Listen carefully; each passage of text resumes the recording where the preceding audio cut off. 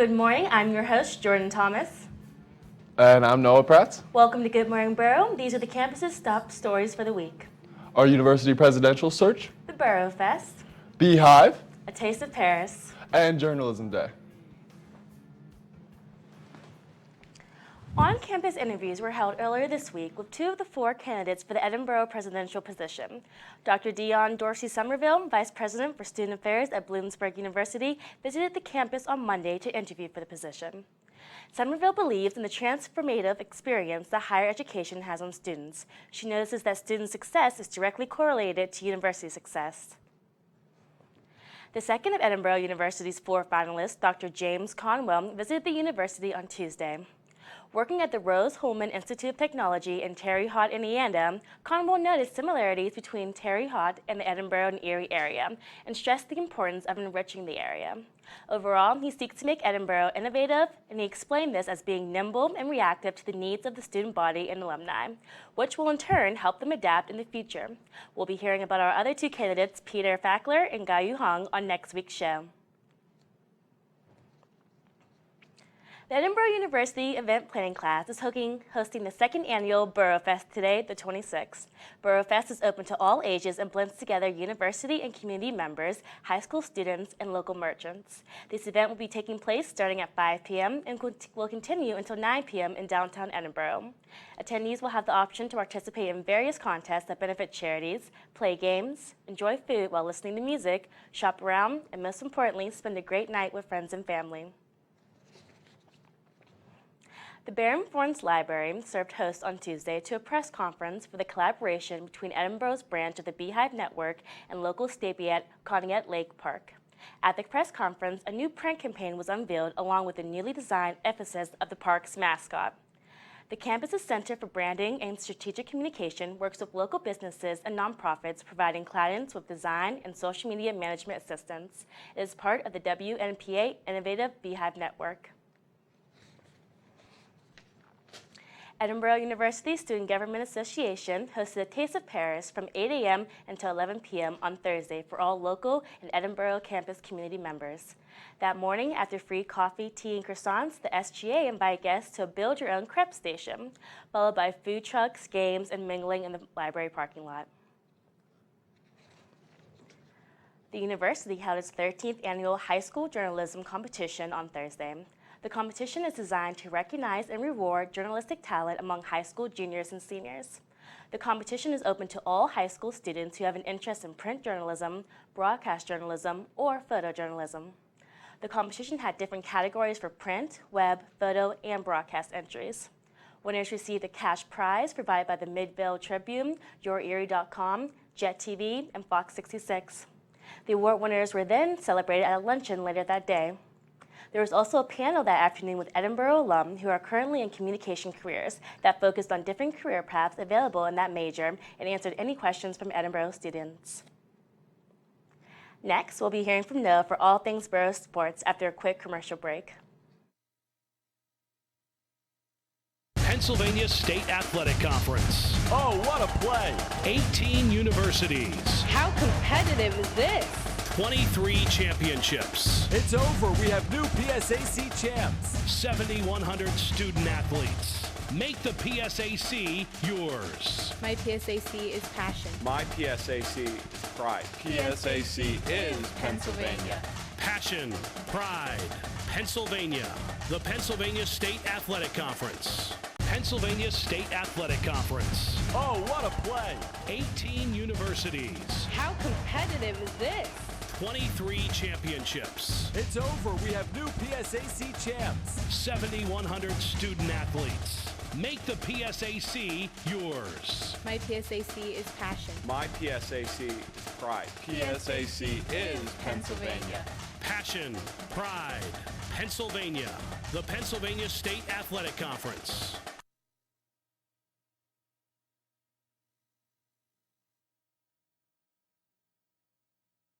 All things Boro sports. Unfortunately, this is our last news show of the semester as all of our spring sports are slowly winding down, but luckily we still have lots to cover for you. Throughout the year, many athletes have been celebrating long athletic careers around the university. Last week particularly, multiple spring sports captured these careers on their own senior days. Starting with our women's lax team, the ladies celebrated their senior day on Saturday in fashion. They had a game against Shippensburg, and it was a great game with a final of 12-9. The team was led by Anna Leva and Sydney Dobbins, who both scored hat tricks throughout the game. But the most rewarding goal of the day came from Meredith Duran, as she recorded her first career goal during her senior day. 4 years is a long time to wait, but better late than never, right, Meredith? Moving on, the team carried their 2-game win streak to Mercyhurst on Wednesday, but unfortunately the streak stopped there as the Scots couldn't pull out the win. The team concludes a tough season this Saturday at Lockhaven. Finish strong, ladies. The Edinboro men's tennis team also celebrated their senior day last weekend, honoring 4 seniors in a pivotal PSAC matchup versus Mercyhurst. The matchup determined the regular season champion, and it also determined seeding and postseason play. Unfortunately, the boys couldn't transfer the celebration to the court as they eventually dropped the match by a score of 5-2.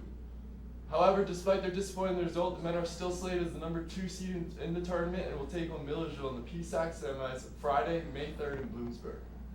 The championship is the very next day, and the NCAA regionals and nationals are just a couple weeks afterwards. So there's no room for error now as the team looks to avenge this recent loss and bring the title back to Edinboro. With that being said, the men have had a very successful season and should be very proud of any result from here. Good luck moving forward, boys. Catching up with our ever so busy softball team, they swept the PSAC West Player and Pitcher of the Week once again last week. Ronnie Lipinski won Player of the Week for the first time with a huge week keeping playoff hopes alive for the Scots. She had 3 home runs throughout the week, 2 of which were even walk-offs, and one of those walk-offs even being a grand slam. Absolutely wild. Coming into the week, Ronnie only had 1 career home run, so it appears that she's in her groove at the perfect time. On the flip side on the mound, Carly got the win in 3 out of the team's 4 games as the team collectively went 4-0. Congratulations, ladies, on your recognition. Moving forward, the teams played an odd but very important doubleheader on Wednesday versus Cal. The Edinboro softball team served as the away team on their own field because of Cal's unfortunate field situation where they couldn't host. But we'll take the free home field advantage. The split kept the Scots 2 games up on Cal and Slippery Rock for the 3rd and final playoff spot in the PSAC West. The team is still scheduled for 4 huge games to clinch their spot, 2 today at Mercyhurst and 2 tomorrow at Gannon. A huge good luck from all of Edinboro to the ladies as they seek their first playoff appearance since 2014. Moving on, our men's and women's track and field teams are also staying busy with a final push to conference championships. They have 3 more regular season meets between the rest of this week and next, hoping to qualify a couple more people for PSACs. Speaking of the PSACs, the championships run May 9th through the 11th, and the NCAA D2 Nationals run May 23rd to the 25th. Good luck to all of our athletes and finish strong and bring back some medal to Edinboro. That's going to be a wrap for me for this week, guys. You can follow along with the rest of our spring athletics and their postseasons on Twitter at Boro Athletics. Shane's going to take you away with weather after this short break.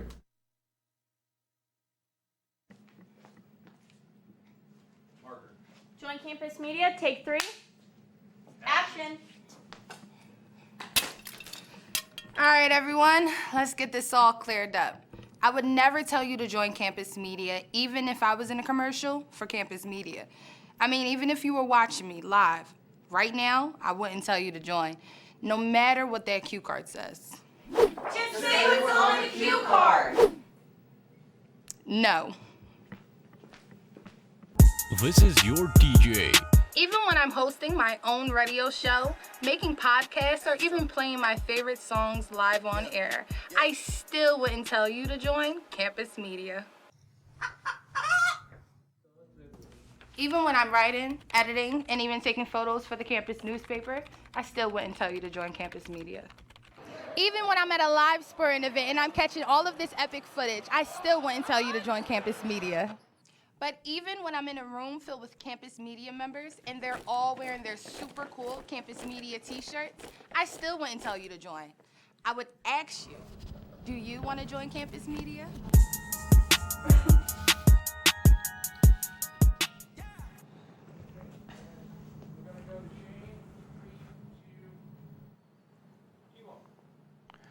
Good morning, Boro. Shane here to bring you all your spring weather updates. As you look outside today, you can see it's raining out in the parking lot. It's been raining for the last couple days actually, so I have plans to keep up. As we go into our daily weather breakdown, you can see that it is gonna keep raining. for the rest of the day with a high of 59.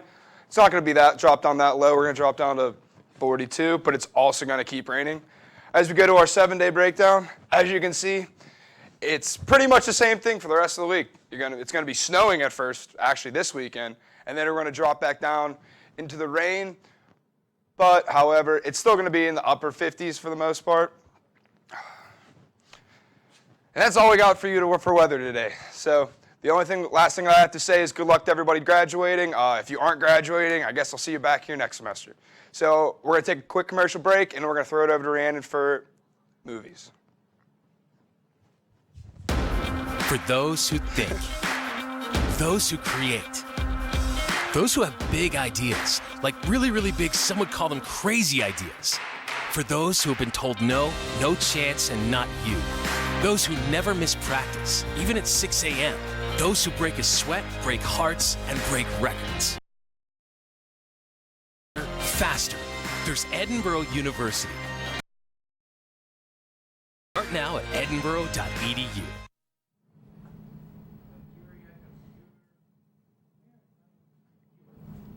What's up, guys? This is Rhiannon Pushjack, back with your film review of the week. I had last week off. This week's review is of Netflix Spanish language drama Roma. Here's the trailer.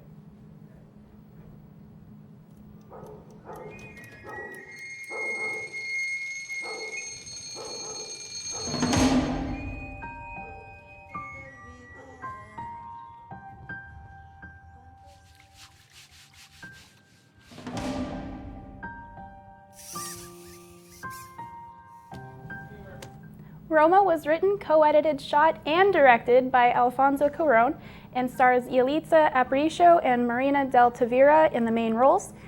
The film follows the story of a young housekeeper working for a middle-class family in Mexico City with whom she lives with. The film received wide acclaim from many critics when it came out for its gorgeous cinematography, beautiful storytelling, and for de Tavira's performance. Roma was nominated for 10 Oscars at the Academy Awards this past year, tied with The Favorite, as I have reviewed on this show, and won 3, including Best Foreign Language Film, and it was the first Mexican film to win this award. The film is very beautifully shot, and it is very heart-wrenching to watch. It deserved every nomination it got, and I was completely in awe of the beauty of this film. That's your film review for the week. Stay tuned next week, where I will review the end of the year with Avengers Endgame. Have a great weekend. Everyone on, the whole 4 of us, yeah? This is the end of this week's show. Be sure to stay up to date with all things Boro by visiting www.edinboronow.com and checking out our Twitter and Instagram at Edinboro Now. We'll see you next week. Have a great weekend.